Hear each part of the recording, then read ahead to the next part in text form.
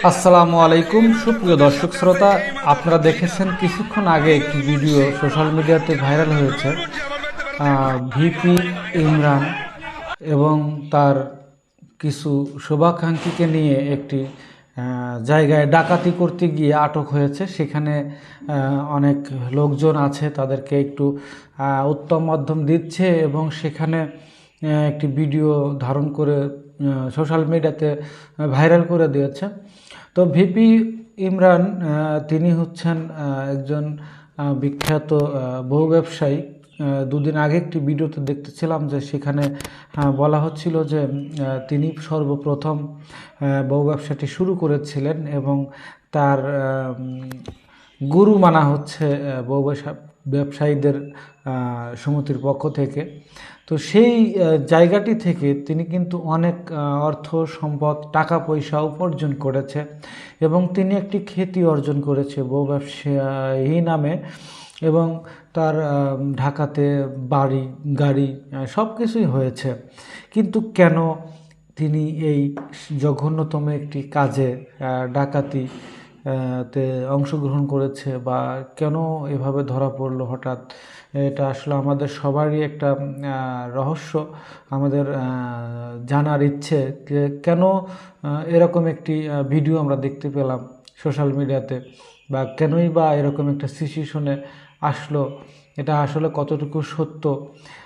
যেহেতু এটা ভাইরাল হয়েছে এবং ভিডিওতে পরিষ্কার বোঝা যাচ্ছে এবং বলছে তাকে উদ্দেশ্য করে আরও 3টা লোক আছে তার সাথে, সম্পূর্ণ ভিডিওতে কথাও আমরা শুনতে পেরেছি।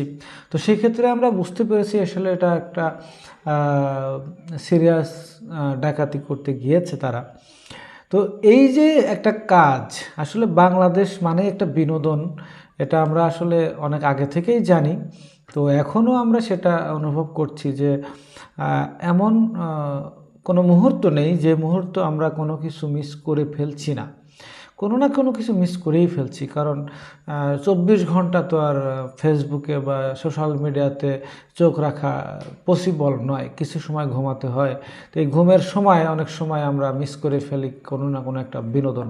তো এমনই একটি ঘটনা যে ডাকাতি করতে গিয়ে ধরা পড়েছে ভিপি ইমরান তার টিম সহ। তো এটার জানি না শেষ পরিণতি কী হবে, তার শাস্তি কতটুকু হবে।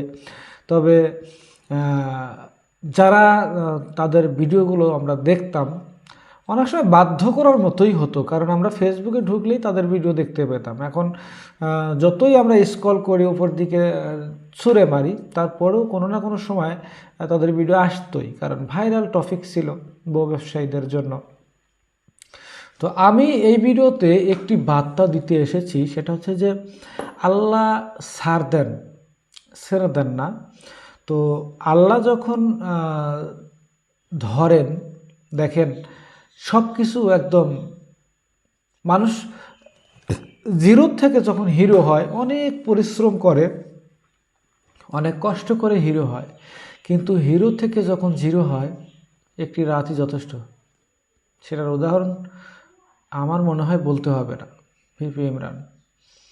তিনি খুব একটা ফেমাস লোক ছিলেন, অনেক ভাইরাল একটা লোক, কিন্তু দেখেন একটা রাতে তিনি ডাকাতির কেসে আটকে গেলেন। এখন তার পরিচয় কি? তিনি একজন ডাকাত, মার খাচ্ছে জনগণের হাতে, তাও কোর্ট মানে একদম বন্দি রুমের মধ্যে ভিডিও করছে মারির, সেটাও আপনারা দেখতে পাচ্ছেন। তো মূল বিষয়টি হচ্ছে, আমি একটি রিকোয়েস্ট করতে চাই, একটি উপদেশ। আসলে জানি না দেওয়া কি ঠিক হবে কি না, তবে যারা এই বহু ব্যবসায়ীকে অনুসরণ করেন, যারা এরকম কাজ করেন, এখনও সময় আছে। দিনের পথে আমাদের ফিরে আসা উচিত। আমাদের এই ধরনের কাজ থেকে দূরে থাকা উচিত। বেহায়াপনা, অশ্লীলতা, এগুলো আসলে করা ঠিক নয়। আল্লাহ পাক আমাদেরকে এই পৃথিবীতে কিছুদিনের জন্য, কিছুক্ষণের জন্য পাঠিয়েছে। তো সেই সময়টা যেন আমাদের জন্য ভালো হয় এবং পরবর্তী জীবন, যে পরকাল নামে একটি জীবন রয়েছে আমাদের, সেখানে গিয়ে যেন আমরা ভালোভাবে থাকতে পারি, সেই প্রত্যাশায় আমরা এখানে দিন গুনি, এটা যেন আমাদের হয় একমাত্র পৃথিবীতে বেঁচে থাকার একটি মাত্র উদ্দেশ্য, সেটা হচ্ছে যে আমরা যেন মরার পরে আমাদের বাসস্থান যেন জান্নাত হয় এবং আমাদের সব কিছু যেন আমলনামা ডান হাতে আসে। তো এটার জন্য অনেক সময় নিউজ ভিডিও করতে গিয়ে অনেক হিমশিম খেয়ে যাই, কি ভিডিও করব কি না করব, এটা আসলে ঠিক হবে কি না, এই ভাবতে ভাবতেই আমার আর উপর ওঠা হলো না। আমার অনেক জুনিয়ররা যারা আছে অনেকেই মিলিয়নার হয়ে গেছে সাবস্ক্রাইব ফলোয়ার দিক দিয়ে, কিন্তু আমি এখনও যেতে পারিনি, কারণ আমার বিবেকটা বাধা দেয় যে একটা মিথ্যা কথা যদি হয়ে যায় তাহলে এর জবাব আমাকেই দিতে হবে।